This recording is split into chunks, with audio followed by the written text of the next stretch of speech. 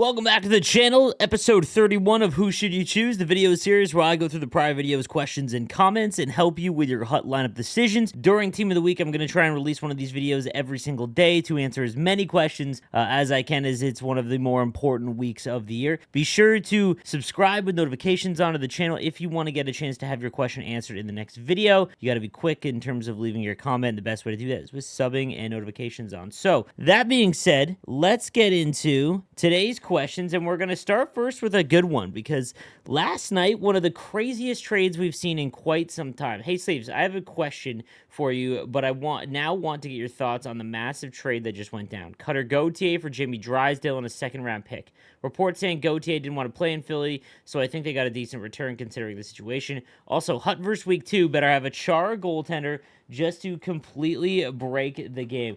First of all, I want to touch on that real quick, the HUT verse. I think I've been getting a lot of questions on it because it's, in my opinion, I think you either love it or you hate it. I think that it is one of the more creative ways for the HUT content team to make the game feel a little bit less like work and so serious and all of that. But then the other side of me is like, I feel like the hockey fan base likes traditional. They like, it'll be like franchise mode, things like that, and obviously you wouldn't see that.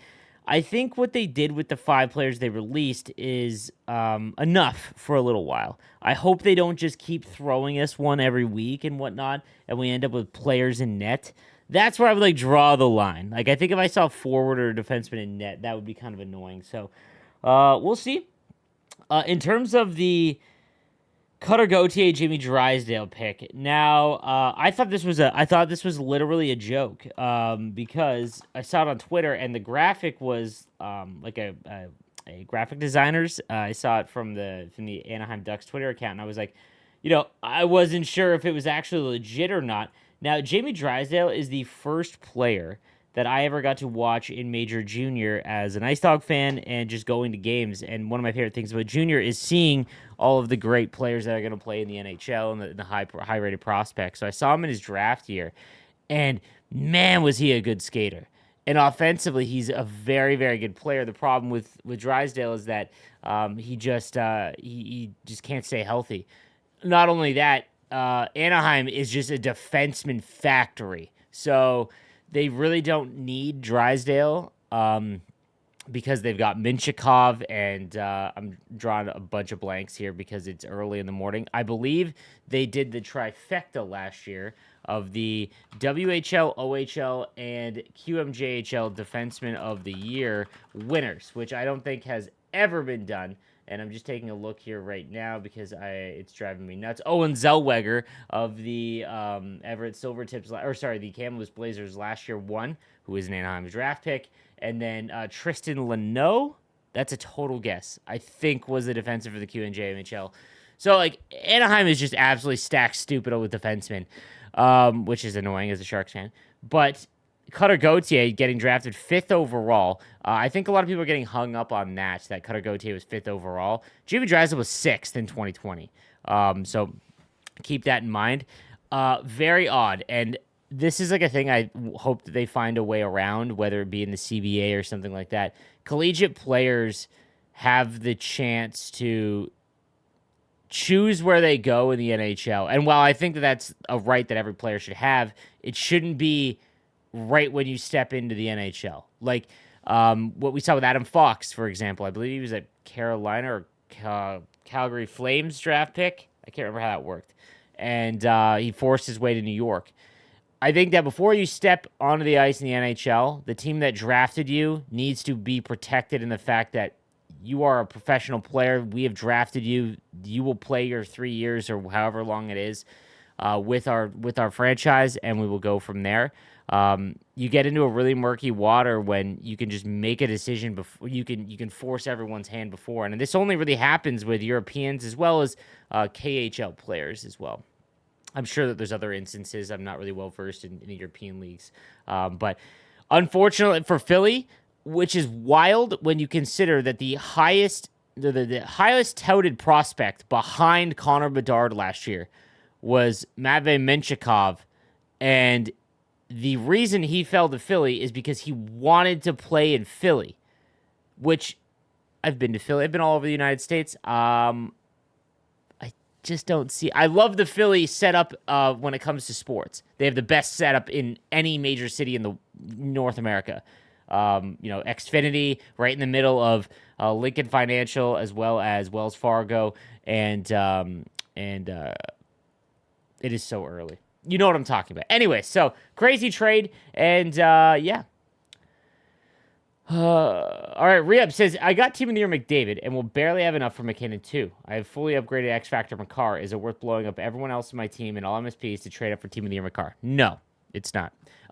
Blanket rule. Guys, do not be trading in your first or second line players for Team of the Year, okay? While it is important, you don't want to explode your team. Your third and fourth line, if you absolutely need to, okay. But don't be trading in MSPs and stuff like that that are important in your lineup for Team of the Year. Don't do that. Horace says, hey, man, I have 92 X Factor McCard. Enough Team of the Year power collectibles to make him a Team of the Year or keep him an X Factor and make a check. This is like the most, I don't know if I caused this. It might be partially me. I've talked myself into leaving McCarr as if you have his X Factor as an X Factor, and then trying to get everyone else, or at least someone else. Chose the latter, and at first regretted it as I love Heat Seeker, but although not too fast at the moment, Kachuk's shot is very underrated and is quietly leading my team in points since I made him. I've heard this from a lot of people that have made Kachuk. Question is on your AP. Your last video I saw, you loaded up your first line of McDavid, McKinnon, and Gretzky. How noticeable and fun are these two high-end cards when you throw most of your AP into one line? Worth it and a difference maker for someone in low Division 2. Cheers. So I've been messing around for that video for No Money Spent, by the way. The reason why I loaded up those guys is because I want to do a proper debut, right? Like if you're going to test out a card, let's let them fire, go with everything available to them, right? So I try and activate as many things as I can on a card to really get a feel for it, right? And McDavid and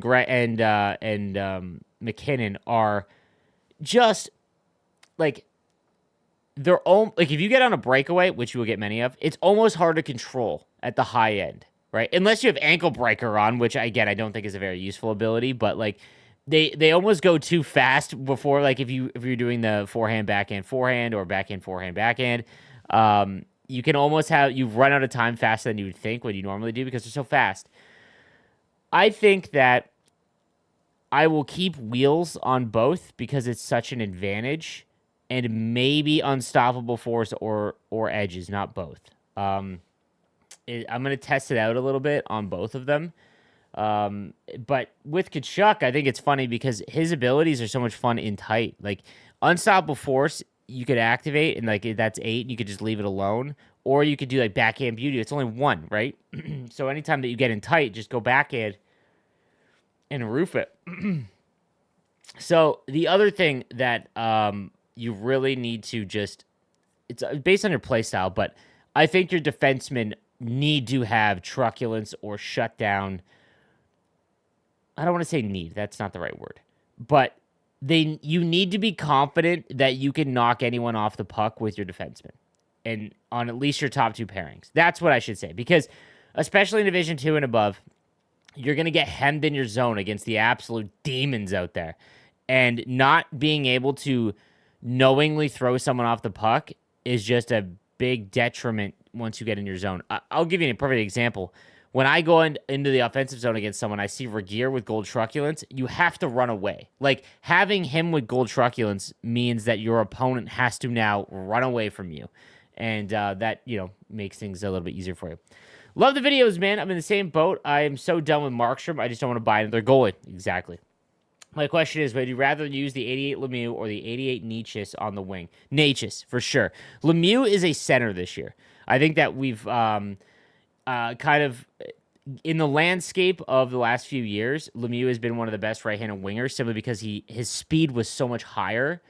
And I don't want to say so much higher, but it was like in line with Gretzky. And when you get someone that's like 95 speed with 6'4", 240 pounds or whatever he is, and unstoppable force, things like that, like it's unfair. That's why Lemieux is always better than Gretzky. And I think that Lemieux will be better than Gretzky, but not until the end of the year. That said, because center is so weak. Center is a weak position in Hockey Ultimate Team this year. Like, if you were to give me, I want you to give me the amount of cards that have high-end speed, we're talking 93 and above, that is over 6'2", and has a great face-off rating. And that is the prototype centerman in Hockey Ultimate Team. When you compare that to the other positions, because the other positions have those cards, but center doesn't, except for Lemieux. And I feel like a lot of people are still trapped in the got to play him on wing. I think he's better at center. I do. Howdy, sir. With the cloth on arms. I'm currently trying to figure out what my next play is after Team of the Year. I'm looking at the state of right-handed defenseman, and I have Team of the Year McCarr and Team of the Year Coin. Should I go after Fantasy Bonk or Fantasy Doughty or just hold off? Thanks for the content as always. I would hold off on both. I've been talking about this and trying to shed light on it more because I wish it would have been made apparent by the content team at the launch of the fantasy event. In my opinion, the changes to progression to the fantasy event, Team of the Year, and presumably Team of the Season is pretty detrimental, especially to the fantasy event, because the fantasy hockey event,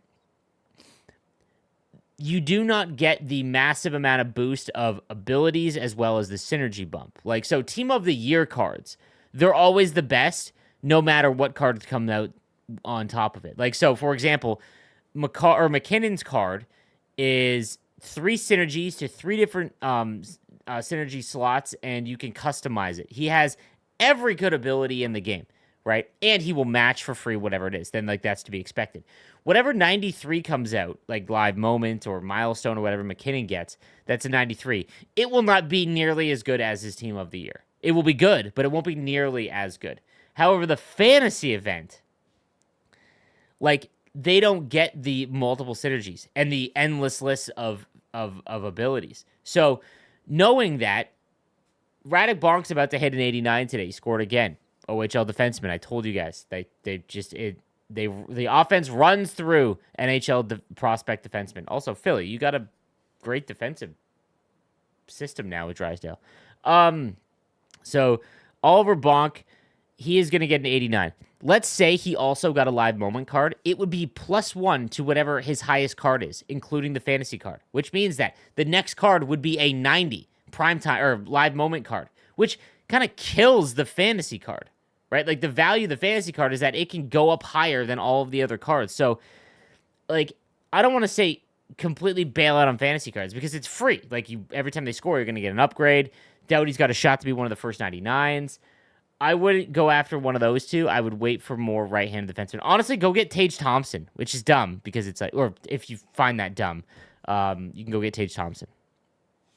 What should I do with non-NHL cards under 80? I have 320 mostly untradeable. Should I still try power-up icons? I have only 2 from the 885 icons for Lemieux. If not, I can make my third Team of the Year with my 350 under 80s. I already have 88 GOG Lemieux, and I love him. Right now, everything goes into Team of the Year. It doesn't matter what the overall is, guys. Everything should be put in your collection to Team of the Year. Do the math first. Don't blindly put everything into your Team of the Year collectibles and then be like, oh, I'm 7 short. Don't do that. Make sure that you can make a Team of the Year card. But everything should be going into that.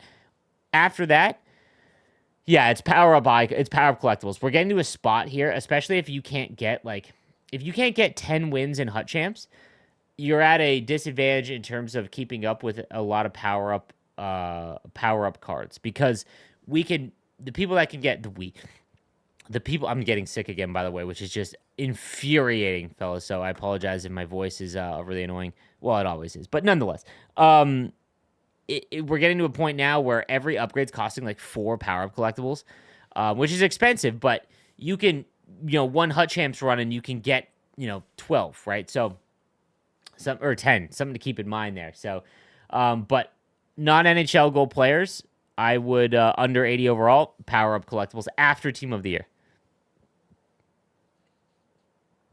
Hey, Slaves, I always appreciate you a ton, man. So I was able to save up enough cards to make all 5 skaters, and I still have enough cards to make 28 more Team of the Year collectibles. With Rivals and Squad Battles rewards coming, would it still be worth making Allmark? I've been running his 84 overall since launch, and I love him. Thanks, Sleeves.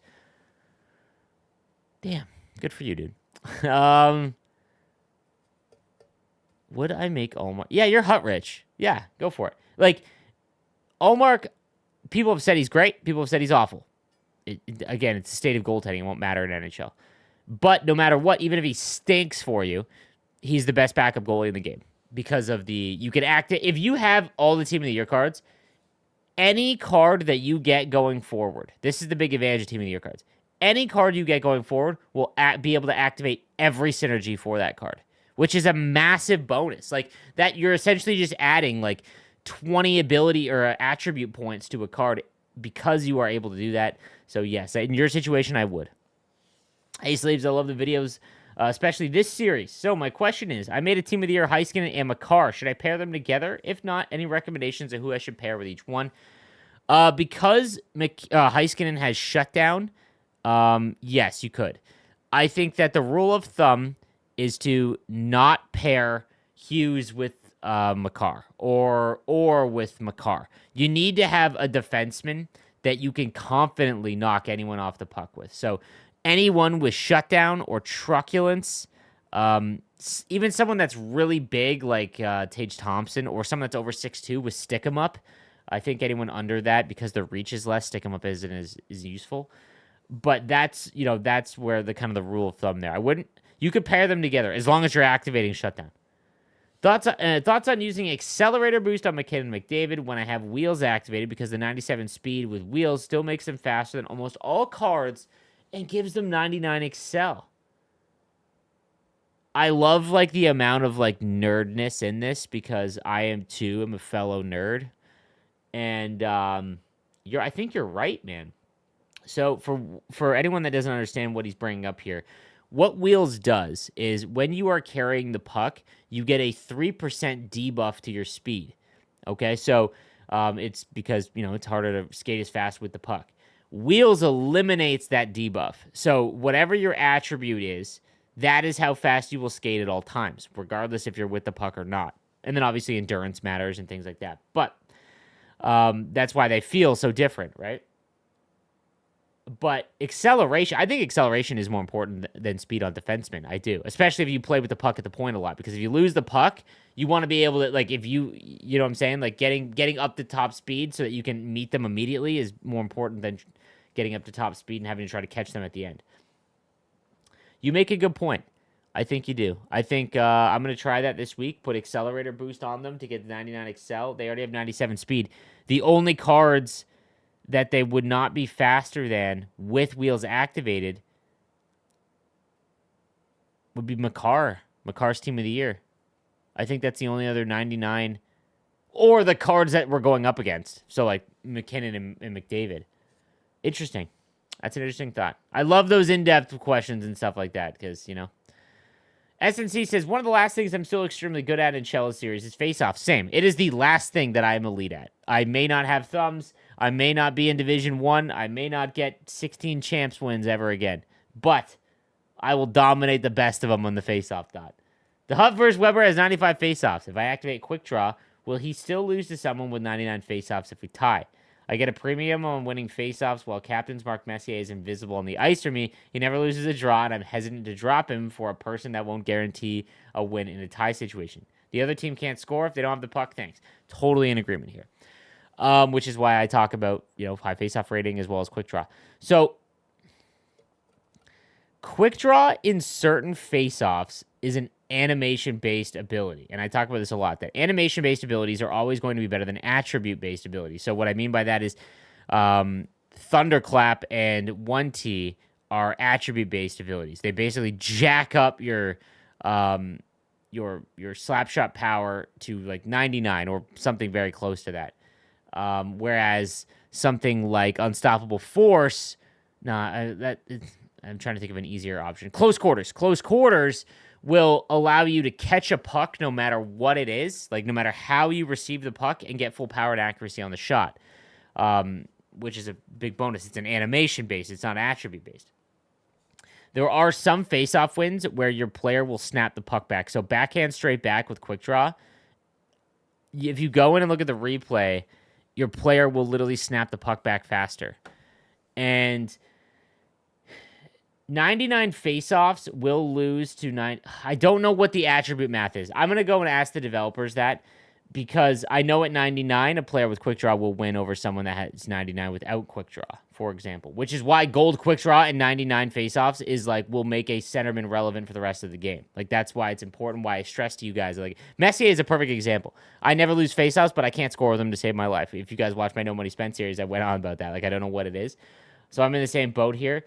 I will get back to you. If I don't, in a video coming up, remind me in the next No Money Spent video, or the Who Should You Choose video. SNC, I think I see you in my Twitch chat quite a bit as well. So, all right, guys, that is going to do it for today's episode of Who Should You Choose. I'm actually going away today with my wife for the night.